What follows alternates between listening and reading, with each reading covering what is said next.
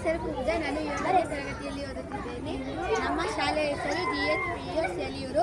ನಾನು ಚಂದ್ರಯಾನ 3 ಚಿತ್ರ ಬಿಡಿಸಿದ್ದೇನೆ. ಚಂದ್ರಯಾನ 3 ಮಕ್ಕಳೇ, ಈಗ ಸರ್ಕಾರಿ ಹಿರಿಯ ಪ್ರಾಥಮಿಕ ಪಾಠಶಾಲೆಯಲ್ಲಿ ವಿಜ್ಞಾನ ವಿಷಯಕ್ಕೆ ಸಂಬಂಧಪಟ್ಟ ಹಾಗೆ ವಿಜ್ಞಾನ ಶಿಕ್ಷಕರು ಈ ಎಲ್ಲ ಚಿತ್ರಗಳನ್ನು ಬರೆಸಿದ್ದಾರೆ.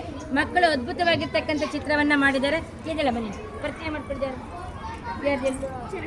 ಹಾಂ, ದೀಪ 6ನೇ ತರಗತಿ ಅಲ್ವಾ? ನನ್ನ ಹೆಸರು ದೀಪ. ನಾನು 6ನೇ ತರಗತಿಯಲ್ಲಿ ಓದುತ್ತಿದ್ದೇನೆ. ನಾನು ಮೊಳಕೆ ಹೊಡೆಯುವ ಹುರುಳಿ ಬೀಜದ ಚಿತ್ರ ಬಿಡಿಸಿದ್ದೇನೆ. ಮೊಳಕೆ ಹೊಡೆಯುವ ಹುರುಳಿ ಬೀಜದ ಚಿತ್ರವನ್ನೇ ಅದ್ಭುತವಾಗಿ ಮಾಡಿದ್ದಾಳೆ. ನೆಕ್ಸ್ಟ್ ಇದ್ಯಾರ್ದು? ನನ್ನ ಹೆಸರು ತೇಜಸ್ವಿನಿ. ನಾನು 6ನೇ ತರಗತಿಯಲ್ಲಿ ಓದ್ತಾ ಇದ್ದಾಳೆ. ಹಸಿರೇ ಉಸಿರು ಚಿತ್ರ ತಗೋಸರಿಗೆ ಹಸಿರೇ ಉಸಿರು ಅಂತಕ್ಕಂಥ ಚಿತ್ರವನ್ನು ಬಿಡಿಸಿದ್ದಾಳೆ. ಮಕ್ಕಳಿಗೆ ಧನ್ಯವಾದಗಳನ್ನು ಹೇಳ್ತಾ ಇದ್ದೀನಿ. ಮತ್ತೆ ಈ ಚಿತ್ರವನ್ನು ಬಿಡಿಸಿರೋರು ಯಾರು ಹೇಳ? ನನ್ನ ಹೆಸರು ಮನೋಜ್. ನಾನು ಸೌರವ್ಯೂಹದ ಚಿತ್ರವನ್ನು ಬಿಡಿಸಿದ್ದೇನೆ. ಇದು ಹೇಳ್ಕೊಂಬ, ಯಾರು ಯಾವ್ಯಾವ್ದು ಹತ್ರ ಇದೆ ಗ್ರಹಗಳು ಹೇಳ್ಕೊಂಬ.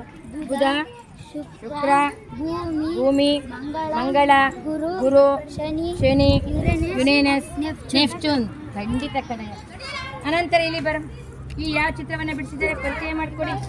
ನನ್ನ ಹೆಸರು ಮನೋಜ್. ನಾನು 7ನೇ ತರಗತಿಯಲ್ಲಿ ಓದುತ್ತಿದ್ದೇನೆ. ನಾನು ಈ ಚಿತ್ರ ಮತ್ತೆ ಅದ್ರ ಭಾಗಗಳು, ಪರಾಗಸ್ಪರ್ಶ ಹೇಗೆ ಆಗುತ್ತೆ ಅಲ್ವೇನಪ್ಪ, ಹೂವು ಹೇಗೆ ಆಗುತ್ತೆ ಅಂತಕ್ಕಂಥದ್ದನ್ನು, ಪುಷ್ಪದಳ, ಅಂಡಾಶಯ, ತೊಟ್ಟು ಮತ್ತು ಮೂತ್ರಜನಕಾಂಗ, ಕೇಸರ ಶಲಾಕೆ ಇಷ್ಟನ್ನು ಪರಿಚಯಿಸಿದ್ದೇನೆ. ಅವನಿಗೆ ಧನ್ಯವಾದಗಳನ್ನು ಹೇಳ್ತಾ ಇದ್ದೀನಿ. ಮತ್ತೆ ಇದೇನು? ಯಾರು ಬರಪ್ಪ? ಮಂಜುನಾಥ 7ನೇ ತರಗತಿ. ಮಂಜುನಾಥ ಬಾ. ಇದನ್ನು ಬರ್ತಾರೆ ಯಾರು ಹೇಳಪ್ಪ? ಇದನ್ನ ಹೇಳು. ಇದು ವಿಸರ್ಜನಾಂಗ ವ್ಯೂಹ. ಹಾಂ, ಇದು ವಿಸರ್ಜನಾಂಗ ವ್ಯೂಹ ಅಲ್ಲ? ಯಾವುದು? ಮಾನವನ ಅಂಡ್ ಅದನ್ನ ಹೇಳ್ಬೇಕು ನೋಡು. ಮಾನವನ ವಿಸರ್ಜನಾಂಗ ವ್ಯೂಹ. ಇದನ್ನ ಚಿತ್ರ ಬರ್ತಿದ್ದಾನೆ, ಬಹಳ ಚೆನ್ನಾಗಿದೆ. ಇದೆ ಯಾರ್ದು? ಮಂಜುನಾಥ 7ನೇ ತರಗತಿ. ಅಲ್ಲ, ನಿನ್ನ ಹೆಸರು ಪರಿಚಯ ಮಾಡ್ಕೊಳ್ಳಿ. ಮಂಜುನಾಥ 7ನೇ ತರಗತಿ. ಏನು ಬರ್ತಿದ್ಯಾ? ರಂಗೋಲಿ ಬಿಡಿಸಿದ್ದಾನೆ. ಬಹಳ ಅಭಿವೃದ್ಧಿ ಆಗ್ತಿದೆ ಕಡೆಯ ನೀನು. ನೆಕ್ಸ್ಟ್ ಇದೆಯಲ್ಲ? ನನ್ನ ಹೆಸರು ಮೋಹನ್ ಗೌಡ. ನಾನು 7ನೇ ತರಗತಿಯಲ್ಲಿ ಓದುತ್ತಿದ್ದೇನೆ. ನಾನು ಮಾನವನ ವಿಸರ್ಜನಾಂಗ ಇದೆಲ್ಲ ಅಂಗಾಂಗಗಳು ಬರ್ತಿದೆಯಲ್ಲ? ಮೂತ್ರ ಹೇಳ್ಕೊಡು. ಮೂತ್ರದ್ವಾರ, ಮೂತ್ರಜನಕಾಂಗ, ಯೂರಿತ್ರ, ಮೂತ್ರದ್ವಾರ. ಮೂತ್ರದ್ವಾರ. ನೆಕ್ಸ್ಟ್ ಅಲ್ಲಿ ಹೋಗೋಣ. ಇದು ಬರ್ತೀನಿ ಬರ. ಹೇಳಮ್ಮ ಪ್ರಿಯಾಂಕಾ. ಹೇಳಮ್ಮ. ಹಾಂ, ಮರ ಇದು ಒಣಗೋಗಿರೋದು. ಇದು ಮರ ಒಣಗೋಗಿರೋದು. ಅದು ಮರ ಚಿಗುರಿರೋದು. ಅದರಿಂದ ಏನು ಮಾಡಬೇಕಾಗುತ್ತೆ? ಮರ ಗಿಡಗಳು ಬೆಳೆಸ್ಬೇಕಾಗುತ್ತೆ. ಮಳೆ ಜಾಸ್ತಿ ಬರುತ್ತೆ, ಹೌದಲ್ವಾ? ಅಲ್ಲಿ ಮೋಡ ಆಗಿರೋ ಚಿತ್ರ ಬರೆದವಳೆ ಅಲ್ಲ? ಅಲ್ಲಿ ಮಳೆ ಹನಿ ಬೀಳ್ತಾ ಇದೆ, ಇಲ್ಲಿ ಮೋಡಗಳಾಗಿದ್ದಾವೆ. ತುಂಬ ಚೆನ್ನಾಗಿರ್ತಕ್ಕಂಥ ಚಿತ್ರ ಅಂತ ಹೇಳ್ತೀವಿ. ಹೇಳಮ್ಮ, ನಿನ್ನ ಹೆಸರು ಪರಿಚಯ ಮಾಡಿಕೊಡು. ನನ್ನ ಹೆಸರು ತನುಶ್ರೀ. ನಾನು 7ನೇ ತರಗತಿಯಲ್ಲಿ ಓದುತ್ತಿದ್ದೇನೆ. ಮರ ಕಡಿದರೆ ಬರ ಬರುವುದು ಬರ. ನೋಡಿ, ಇಲ್ಲಿ ಮಗು ಅರ್ಧ ಗ್ರೀನಿಶ್ ಆಗಿದೆ, ಹಚ್ಚ ಹಸಿರಾಗಿದೆ, ಇನ್ನರ್ಧ ಒಣಗೋಗಿದೆ. ಇಲ್ಲಿ ನೀರಿಲ್ಲ, ಇಲ್ಲಿ ನೀರಿದೆ. ಚಿತ್ರ ಬಹಳ ಚೆಂದ ತಗೊಳ್ಳೋ ಚಿತ್ರ, ಬಹಳ ಚೆಂದ ಚಿತ್ರ ಆಗಿದೆ. ನೆಕ್ಸ್ಟ್ ಪರಿಚಯ ಮಾಡ್ತಾರೆ.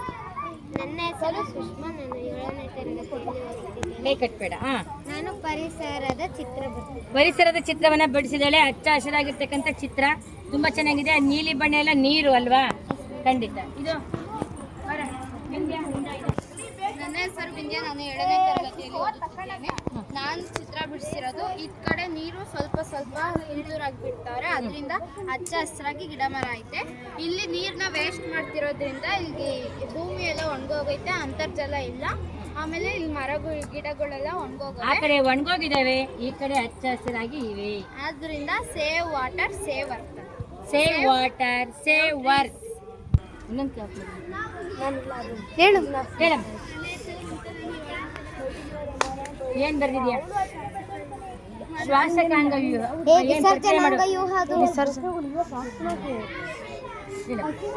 ಏನೇನು ಭಾಗಗಳು ಬರ್ದಿದ್ಯಲ್ಲಮ್ಮ? ನೋಡು, ಮಾನವನ ವಿಸರ್ಜನಾಂಗ ವ್ಯೂಹ. ಏನೇನು ಭಾಗಗಳು ಬರ್ದಿದ್ಯಾ? ಮೂತ್ರ.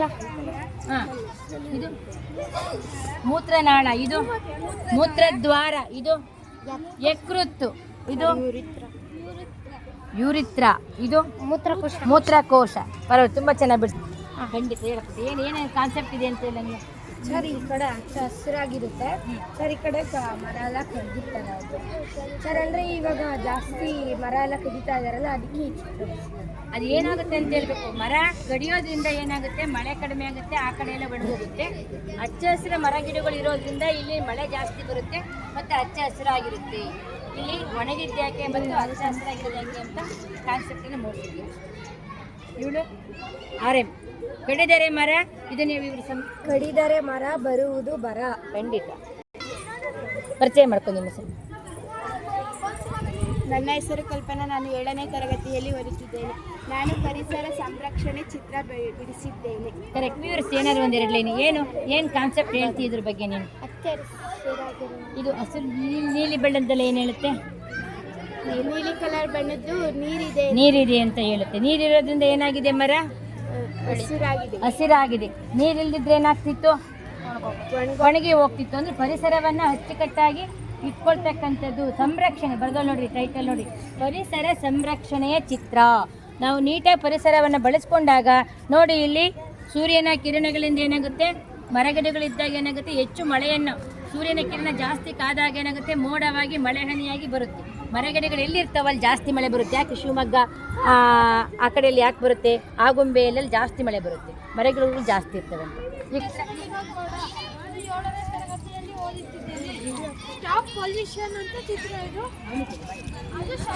ಅವನಿಗೆ ಅದು ಶಬ್ದ ಮಾಲಿನ್ಯ. ಶಬ್ದ ಮಾಲಿನ್ಯ ಟೀಚರ್, ಇದು ನೀರು ಮಾಲಿನ್ಯ, ಜಲ ಮಾಲಿನ್ಯ. ಇನ್ನೊಂದು ವಾಯು ಮಾಲಿನ್ಯ ಅಥವಾ ಗಾಳಿ ಮಾಲಿನ್ಯ ಆಗುತ್ತೆ. ಪ್ಲಾಸ್ಟಿಕ್ ತ್ಯಜಿಸಿವನ್ನ ಉಳಿಸಿ ಮಾಡ್ಕೊಂಡು ವಿಡಿಯೋ ಮಾಡ್ಕೊಂಡು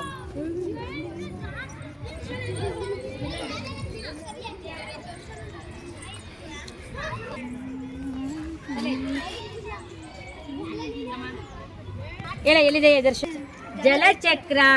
ನೀರು ಕಾಯುತ್ತೆ, ಆವಿಯಾಗುತ್ತೆ, ಮತ್ತೆ ಮೋಡವಾಗುತ್ತೆ, ಮಳೆಯಾಗಿ ಬರುತ್ತೆ, ಮತ್ತೆ ಕಾಯುತ್ತೆ, ಮತ್ತೆ ಆವಿಯಾಗುತ್ತೆ ಅಲ್ವಾ? ಜಲಚಕ್ರ. ನೆಕ್ಸ್ಟ್, ನನ್ನ ಹೆಸರು ಅಂಜನ್, ನಾನು 7ನೇ ತರಗತಿಯಲ್ಲಿ ಓದುತ್ತಿದ್ದೇನೆ. ಈ ಚಿತ್ರ ಆ ಕಡೆದು ಪರಿಸರ ಮಾಲಿನ್ಯ ಆಗ್ತೈತೆ, ನಮ್ಮ ಭೂಮಿ ಇದನ್ನ ಜಾಸ್ತಿ ಜನ ಮಾಡಿದ್ದೀರಾ? ಇದು ನಮ್ಮ ಪರಿಸರ ಇದು ಚೆನ್ನಾಗಿದೆ. ಇದು ಹಚ್ಚ ಹಸಿರಾಗಿದೆ, ಅದು ಒಣಗೋಗ್ತಾ ಇದೆ. ಕಾರಣ ಏನು? ಮಳೆ ಇಲ್ಲ. ಮರಗಿಡ ಕಡಿತಾ ಇದ್ರೆ ಮಳೆ ಇಲ್ಲ. ಇಲ್ಲಿ ಮಳೆ ಇದೆ, ಗಿಡ ಮರಗಳು ಚೆನ್ನಾಗಿದೆ. ಹೌದು. ನೆಕ್ಸ್ಟ್ ನನ್ನ ಹೆಸರು ರಂಜಿತ್, ನಾನು 7ನೇ ತರಗತಿ ಓದುತ್ತಿದ್ದೇನೆ. ನಾನು ವಿಷಯ ಮಾನವ ವಿಷಯ. ಇನ್ಯಾವನ್ನ ಬಿಟ್ಟಿದ್ದೀವ? ನಮ್ಮ ಶಾಲೆಯ ಸೇವ್ ಅರ್ತ್, ಭೂಮಿಯನ್ನ ಕಾಪಾಡಿ. ಯಾವ ತರ ಕಾಪಾಡಬೇಕು ಭೂಮಿಯನ್ನ? ನಾವು ವಿಷಕಾರಿ ಆ ಭೂಮಿಯ ಒಂದು ಗುಣಮಟ್ಟವನ್ನು ಹಾಳು ಮಾಡಬಾರ್ದು ಅಲ್ವಾ? ಪ್ಲಾಸ್ಟಿಕ್ ಅಂತ ವಸ್ತುಗಳನ್ನ ಜಾಸ್ತಿ ಹಾಕಬಾರ್ದು. ಅನಂತರ ಭೂಮಿಯನ್ನ ವಿಷಕಾರಿ ಕನಿಗಳಿಂದ ಪಾರು ಮಾಡಬೇಕಾಗುತ್ತೆ. Save earth ಇದ್ಯಾರ್ದು?